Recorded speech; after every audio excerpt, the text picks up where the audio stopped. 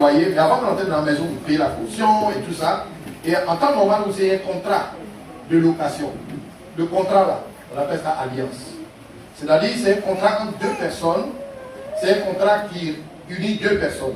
Le propriétaire de la maison, lui, c'est sa maison. C'est pas ta maison. Mais toi, tu veux habiter dans la maison. Donc, il te demande, paye le loyer. Mais avant de payer le loyer, il te dit, chaque fin de mois, c'est à partir du 5 que le loyer est payé. Et vous tombez d'accord. Comme vous êtes d'accord, vous allez signer un document qu'on appelle contrat de location. Donc, ce contrat-là, c'est une alliance entre vous et le locataire et le propriétaire. Vous signez, il met son nom, tu mets ton nom, tu signes.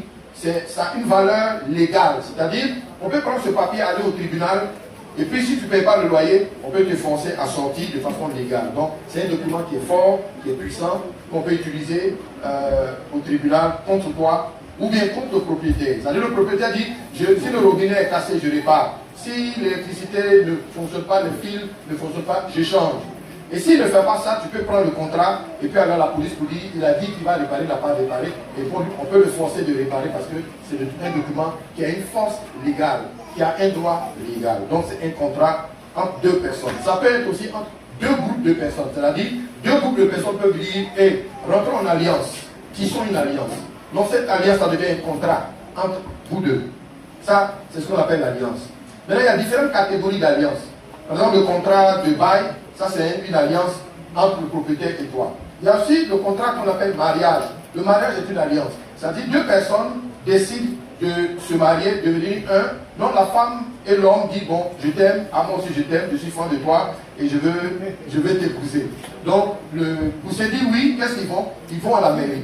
Et ils donnent les papiers. Et puis le maire dit, bon, tu veux le marier, tu veux la marier, ok. Donc le maire prend son papier, il lit beaucoup. Et la fille de l'île dit, bon, monsieur, levez-vous, madame, levez-vous.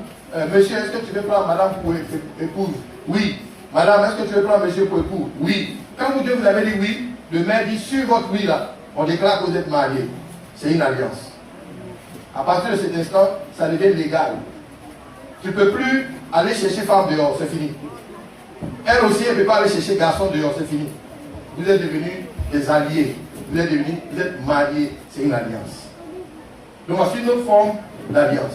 Donc il y a beaucoup d'alliances. L'amitié aussi. Deux personnes peuvent dire on devient des amis, et puis ils deviennent des amis.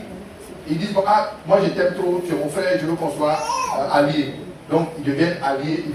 Ils peuvent échanger leurs habits, ils peuvent faire des choses qui montrent qu'ils sont alliés. Maintenant dans la Bible, nous allons voir deux exemples que je vais prendre. Deux exemples seulement pour nous parler de l'alliance et la puissance qui est dans l'alliance. Beaucoup de personnes ne savent pas qu'il est puissant dans l'alliance. Parce que c'est l'alliance qui fait